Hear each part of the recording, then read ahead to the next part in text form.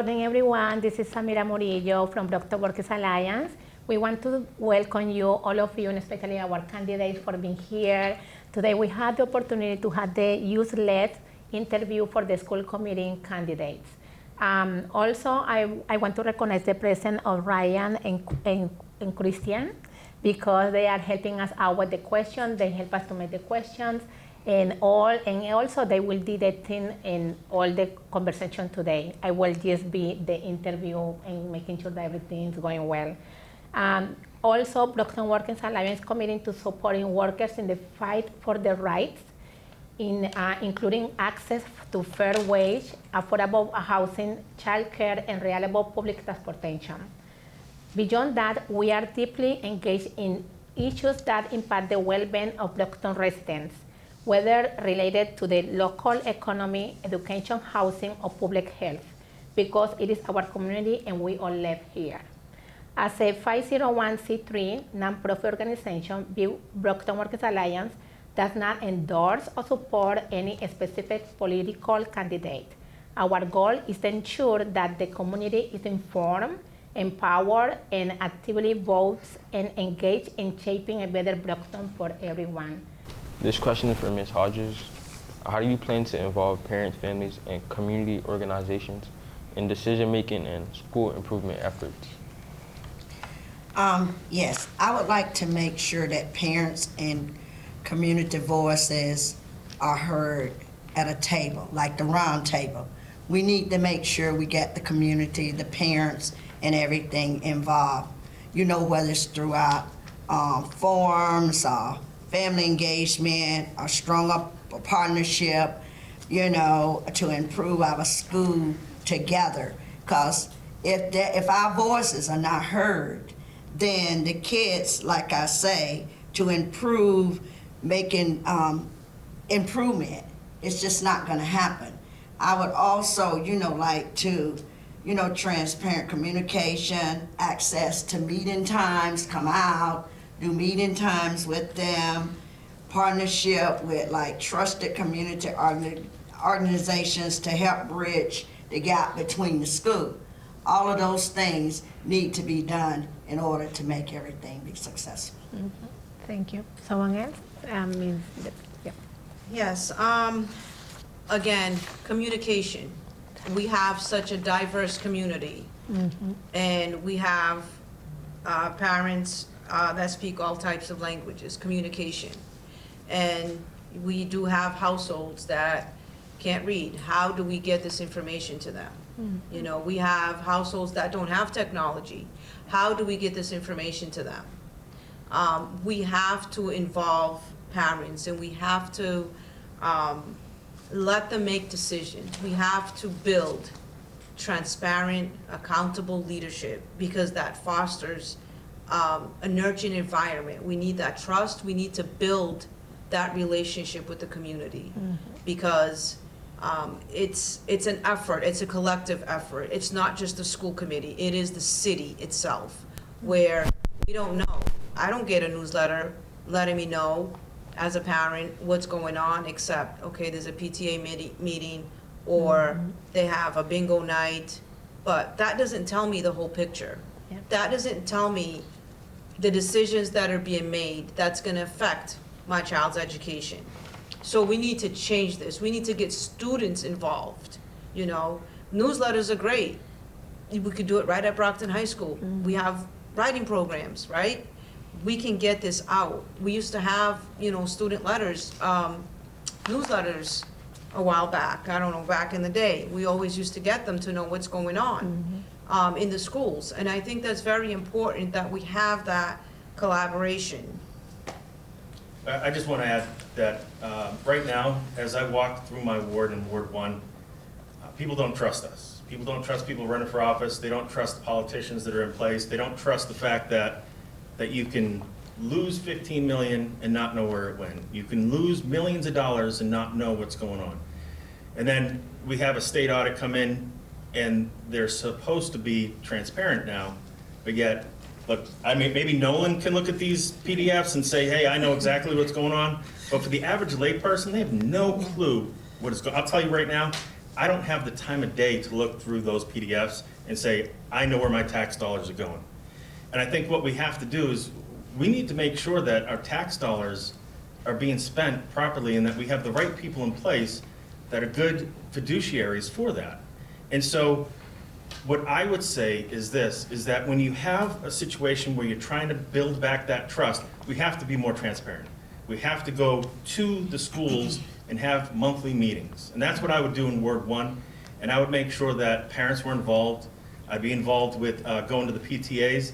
I'd be involved with having town hall style meetings to ensure that these parent concerns are coming to me, and then me as the representative, I push them forward. And I think that is the way that we go forward to build that transparency back up with the population community. Thank you. Mrs. Stanton and then Mr. Vega. Communication is the key. I attend every school committee meeting, but I also attend every city council and finance committee meeting, because we are one city. Yep. Everything that happens at school committee affects the city. Everything that happens at the city council meeting affects the schools. At every school committee meeting, at the end, they should be announcing when the next city council meeting is. At the city council meeting, they should be announcing when the school committee meeting is. I know it's listed on the city website, you can go and look at the agendas, but a lot of people that can't make it to the meetings are watching them on BCA, thank you BCA, and they can hear it. Yeah. One other thing I'd like to say is specifically to school committee meetings.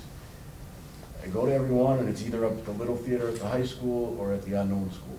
I think we should think about possibly, and they're already scheduled for the year, we know what dates they're gonna be on. I think we should move them around a little. I think we should, Brookfield, D'Angelo, move them around geographically a little bit throughout the year. I'm not saying every meeting has to be at a different place. They can still use Brockton High as the base, the hub, whatever you wanna call it. But throughout the year, we should be moving around a little bit, because I think we'd get more people to the meetings, more involvement. And on the opposite end, if lucky enough to be elected, I have to communicate. It, not only with the other school committee members, but also the city council. When a city council gets a phone call from me, they know it's an issue mostly about the schools. They pick up the phone and say, what's going on in schools now? That constant communication. Yep. Thank you, Mr. Vega. And when we talk about ways for families and parents to be connected, I think it's important, there are things outside the school committee that I see a lot of parents doing. So I served, before coming onto the school committee, I served as a member and the communication liaison for the Brockton High School Site Council. If you're unfamiliar with that is, it's a collaboration of parents, students, teachers, and Principal McCaskill. And during the academic year, they meet on a monthly basis. And it is not just an opportunity to hear what's going on. It's an opportunity to craft policy that actually ends up being a part of the Brockton High norm. It's currently chaired by Dr. Angela Burke. And I can't stress this enough, even if you don't have a child at Brockton High, if you have a child that's in the middle school, the elementary school, you can begin helping shape where things go by being a part of that committee. I served on that committee as communication liaison, as I mentioned. When I joined the school committee, I found that the meetings have a conflict in terms of when they arrange, but I maintain that connection, and they know, and they've used it often, they know they can reach out, knock on my door, and I'm gonna check in with them on topics that need to be brought to the school committee. Aside from that, shortly after I joined, we started our Ward 1 gatherings. We did them at West Middle School. Chief among them was an opportunity for our middle school families to come and hear from Principal McCaskill. The reason why we arranged this is because our families, understandably, after the National Guard embarrassment, were concerned about sending their middle schoolers to the high school. And what we needed to do was we needed to get Principal McCaskill, some members of the faculty, and families that have their kids, like myself, at Brockton High, to help them understand what was really going on. To help them understand that kids are excelling at Brockton High, that my kids have found their circles, moved with their circles all the way to their senior year and beyond. And so I think those kinds of regular meetings, which I've been hosting, work well. And then also we have these luminaries, like a Mary Waldron from the DBA, who in Ward 1 has been hosting monthly meetings that bring school committee, city council, police, and fire together, as well as city councilors, to begin discussing issues around safety in our community, roadways. It's a community meeting that's happening on a monthly basis. I'm honored by the fact that Mary has turned the reins over to me. Our next meeting will be October 1st at West Middle. I encourage folks to come on out at 6 o'clock, and that's going to be an ongoing monthly meeting. And again, I have to be clear, that started with a community member.